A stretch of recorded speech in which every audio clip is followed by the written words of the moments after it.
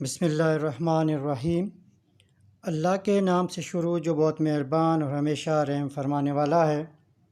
السلام علیکم عزیز طلباء و طالبات، گلوبل اسکول سسٹم کی طرف سے اسلامیات کے اس آن لائن لیکچر میں کلاس 10 کو خوش آمدید کہتا ہوں۔ آج کا جو ہمارا لیسن ہے وہ حدیث نمبر 14 ٹیکسٹ بک پہ پیج نمبر 53 پہ موجود ہے۔ اس حدیث کا عنوان یا ٹاپک ہے باجماعت نماز کے آداب۔ سب سے پہلے ہم حدیث کا لفظی ترجمہ کریں گے۔ اذا جب اقیمتی کھڑی ہو جائے الصلاۃ نماز فلا تأتوہا پس تم نہ آؤ اس کے لیے تسعون تم دوڑتے ہوئے وآتوہا اور تم آؤ اس کے لیے تمشون تم چلتے ہوئے وعلیکم اور تم پر یعنی تم پر لازم ہے، ضروری ہے، السکینۃ اطمینان، سکون، فما ادرکتم پس جو پالو تم فصلو تو نماز پڑھ لو، وما فاتکم اور جو چھوٹ جائے تم سے یعنی جو رہ جائے فاتموا تو تم پورا کر لو۔ پہلے حدیث کی ریڈنگ میں کروں گا، الفاظ توجہ کے ساتھ آپ سنیں گے، اس کی طرف بھی خصوصی توجہ دیا کریں، الفاظ کی ادائیگی کے اوپر بھی۔ اذا اقیمت الصلاۃ فلا تأتوہا تسعون وآتوہا تمشون وعلیکم السکینہ فما ادرکتم فصلوا وما فاتکم فاتموا۔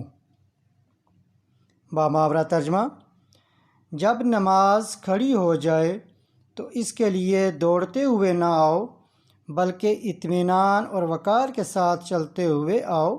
جو نماز تم پا لو اسے ادا کر لو، جو تم سے رہ جائے اسے پورا کر لو۔ تشریح سے پہلے نماز کا مفہوم کیا ہوگا؟ نماز فارسی زبان کا لفظ ہے اور عربی میں اس کو صلاۃ کہا جاتا ہے، جس کے معنی ہیں دعا کرنا۔ اصطلاحی مفہوم کیا ہوگا کہ اسلامی اصطلاح میں نماز سے مراد وہ بدنی عبادت جو خاص آداب و شرائط کے ساتھ مقررہ اوقات میں نبی کریم صلی اللہ علیہ وآلہ وسلم کے بتائے ہوئے طریقے کے مطابق ادا کرنا۔ اب ہم اس کی تشریح کریں گے۔ حدیث مبارکہ کی تشریح درجہ ذیل ہے۔ اس میں فرسٹ ہیڈنگ ہے سلیقہ مندی سے جماعت میں شامل ہونا۔ اس حدیث مبارکہ میں ہم سب کو باجماعت نماز سلیقہ مندی سے ادا کرنے کا حکم دیا گیا ہے۔ سلیقہ یہ ہے کہ شائستگی کے ساتھ چل کر آرام سے جماعت میں شامل ہو جائیں۔ تو اس حدیث مبارکہ میں یہی سلیقہ سکھایا گیا ہے اور بتایا گیا ہے کہ جب نماز کھڑی ہو جائے تو نماز کے لیے نکلو تو انتہائی وقار کے ساتھ اور اطمینان کے ساتھ آؤ، نماز میں شامل ہو جاؤ۔ دوسری ہیڈنگ ہے تشریح میں وقت کی پابندی۔ نماز باجماعت کی ادائیگی کے لیے اوقات مقرر ہوتے ہیں، وقت پر اذان ہوتی ہے، وقت پر نماز جماعت کے ساتھ ادا کی جاتی ہے، اور نماز باجماعت کی ادائیگی سے پابندی وقت کی تربیت ہوتی رہتی ہے۔ تو وقت کی پابندی کے اندر بیٹے بہت بڑی کامیابی اور کامرانی کا راز پوشیدہ ہے۔ ٹھیک ہے، تو جو بھی ہم کام کریں اس میں وقت کا بہت خیال رکھنا چاہیے۔ اس لیے اس حدیث مبارکہ میں بھی یہی چیز بیان کی گئی ہے کہ ہر مسلمان کی یہ کوشش ہونی چاہیے کہ ہر وقت اپنی تیاری مکمل کر کے باجماعت نماز کی ادائیگی کے لیے مسجد پہنچ جائے اور تکبیر اولیٰ میں شریک ہو۔ نیکسٹ ہیڈنگ، جماعت کے ساتھ نماز پڑھنے کا طریقہ۔ اگر کسی مجبوری کی وجہ سے یا کسی کام کی وجہ سے تھوڑی بہت دیر ہو جائے تو جماعت کو پانے کے لیے دوڑنا اور بھاگنا مناسب نہیں ہے، کیونکہ یہ بات ادب کے خلاف ہے۔ ایسا کرنے سے انسان گر بھی سکتا ہے، اسے چوٹ لگ سکتی ہے، وہ زخمی ہو سکتا ہے، کیونکہ آپ جانتے ہیں کہ جو مساجد کے فرش وغیرہ ہوتے ہیں اس میں ماربل کا استعمال کیا جاتا ہے، اور پھر مساجد کے فرش کو انتہائی صاف ستھرا رکھا جاتا ہے، جس کی وجہ سے وہ سلیپری ہوتے ہیں، پھسلنے کا اندیشہ ہوتا ہے اور آپ کو چوٹ لگ سکتی ہے۔ اس لیے چاہیے کہ سکون سے چل کر جماعت میں شامل ہوا جائے، اور جو رکعتیں مل جائیں وہ ادا کرے، اور جو رہ جائیں انہیں امام صاحب کے سلام پھرنے کے بعد مکمل کرے۔ ٹھیک ہے، یعنی اگر آپ مسجد میں جاتے ہیں اور امام صاحب نے 4 رکعت نماز جو ہے فرض شروع کی ہوئی ہے، تو امام صاحب 1 رکعت پڑھ چکے تھے، آپ دوسری رکعت میں شامل ہو جائیں آرام و سکون وقار کے ساتھ چلتے ہوئے، تو باقی نماز جو ہے امام کے ساتھ 3 رکعت آپ ادا کریں۔ اس کے بعد جو 1 رکعت آپ کی رہ گئی ہے امام صاحب کے سلام پھیرنے کے بعد آپ اس کو مکمل کر لیں۔ ٹھیک ہے، تو اس حدیث میں جماعت کے ساتھ جو نماز پڑھنے کا طریقہ ہے وہ بتایا گیا ہے۔ اگلی ہیڈنگ ہے ناپسندیدہ عمل۔ حدیث مبارکہ میں دوڑ کر جماعت میں شامل ہونے سے منع کیا گیا ہے، کیونکہ یہ ایک ناشائستہ عمل ہے۔ ٹھیک ہے، کیونکہ دوڑنے سے کیا ہوتا ہے، مسجد کا تقدس جو ہے وہ پامال ہوتا ہے، اللہ اور اس کے رسول صلی اللہ علیہ وآلہ وسلم کی نافرمانی ہوتی ہے، اس لیے اللہ کو یہ عمل ناپسند ہے، آداب مسجد کے بھی خلاف ہے، اس لیے ان ناپسندیدہ اعمال سے پرہیز کرنا چاہیے۔ نیکسٹ ہیڈنگ، آداب نماز۔ آداب نماز یہ ہیں کہ تمام ارکان قیام، رکوع، سجدہ اور قعدہ کو انتہائی سکون سے ادا کیا جائے، اس میں کسی قسم کی تیزی نہیں ہونی چاہیے۔ تو یہ اسی صورت میں پاسبل ہوگا کہ جب آپ وقت پر مسجد جائیں، وقت پر مسجد پہنچیں گے، تکبیر اولیٰ میں آپ شامل ہوں، پھر آپ انتہائی وقار کے ساتھ جو ہے تمام جو نماز کے ارکان ہیں ان کو ادا کریں، سکون کے ساتھ ادا کریں، اور کسی قسم کی اس میں جلد بازی نہ کریں۔ عملی زندگی سے تعلق۔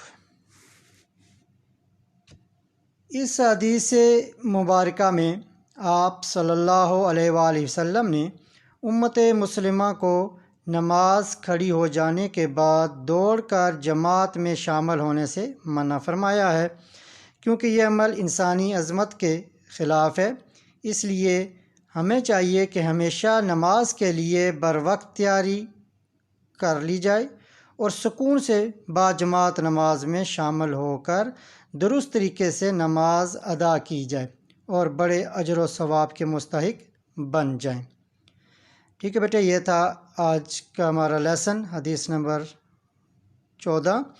اس کا ہم نے لفظی ترجمہ، باماورہ ترجمہ، تشریح اور عملی زندگی سے تعلق پڑھا۔ امید ہے کہ آپ کو اچھے طریقے سے سمجھ آ گیا ہوگا۔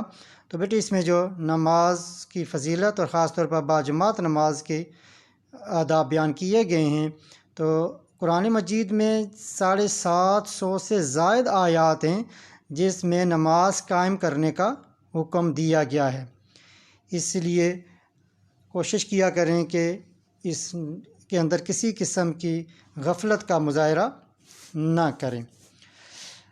اللہ تعالیٰ سے دعا ہے کہ اللہ تعالیٰ ہمیں نماز پورے آداب اور خشوع و خضوع سے ادا کرنے کی توفیق عطا فرمائے، آمین۔ اب اس حدیث سے متعلق جو آپ کے مختصر سوالات، شارٹ کوسچنز جو بن سکتے ہیں وہ ہم ڈسکس کرتے ہیں۔ سوال نمبر 1، آپ صلی اللہ علیہ وآلہ وسلم نے باجماعت نماز میں شامل ہونے کے کیا آداب بتائے ہیں؟ جواب، باجماعت نماز میں شامل ہونے کے آداب درجہ ذیل ہیں۔ اس کے اندر اسی حدیث کا آپ ترجمہ لکھیں گے۔ جب نماز کھڑی ہو جائے تو اس کے لیے دوڑتے ہوئے نہ آؤ، بلکہ اطمینان سے چلتے ہوئے آؤ۔ جو نماز تمہیں جماعت کے ساتھ مل جائے اسے ادا کر لو، جو تم سے رہ جائے اس کو بعد میں پورا کر لو۔ ٹھیک ہے، یہ ترجمہ لکھتے ہیں تب بھی ٹھیک ہے، یا یہ 4 پوائنٹس کی صورت میں اگر آپ کرنا چاہتے ہیں تو اب بھی ٹھیک ہے، پوائنٹس میں بھی لکھ سکتے ہیں اس کا آنسر۔ سوال نمبر 2، باجماعت نماز کا ثواب انفرادی نماز کی نسبت کتنا زیادہ ہے؟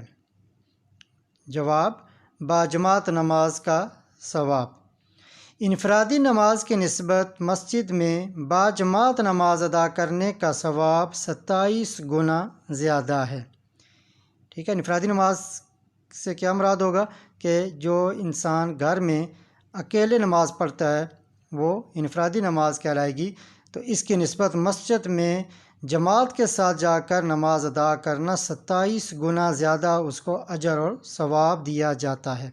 ایک تو باجماعت نماز کا ثواب، دوسرا مسجد میں جا کر اس کی ادائیگی اس کے ثواب میں کئی گنا اضافہ کر دیتی ہے۔ سوال نمبر 3، تکبیر اولیٰ سے کیا مراد ہے؟ جواب، تکبیر اولیٰ سے مراد نماز کی نیت سے ہاتھ باندھنے سے پہلے اللہ اکبر کہا جاتا ہے، اسے تکبیر اولیٰ کہتے ہیں۔ تکبیر اللہ اکبر کہنا، اولیٰ کا معنی ہوتا ہے پہلے، یعنی جب ہم نماز سٹارٹ کرتے ہیں، نماز کا آغاز کرتے ہیں تو جو پہلی تکبیر کہی جاتی ہے اللہ اکبر کہہ کر، اس کو تکبیر اولیٰ کہتے ہیں۔ ہوم ورک ڈائری، حدیث نمبر 14 جو آپ نے پڑھی مکمل نوٹ بک پر آپ نے لکھنی ہے اور اس کو یاد کرنا ہے۔ مشکل الفاظ معنی نوٹ بک پر لکھنے ہیں اور مختصر سوالات کے جوابات آپ نے یاد کرنے ہیں اور نوٹ بک پر بھی لکھ لیں۔ باقی انشاءاللہ تعالی اگلے لیسن میں پھر آپ سے ملاقات ہوگی۔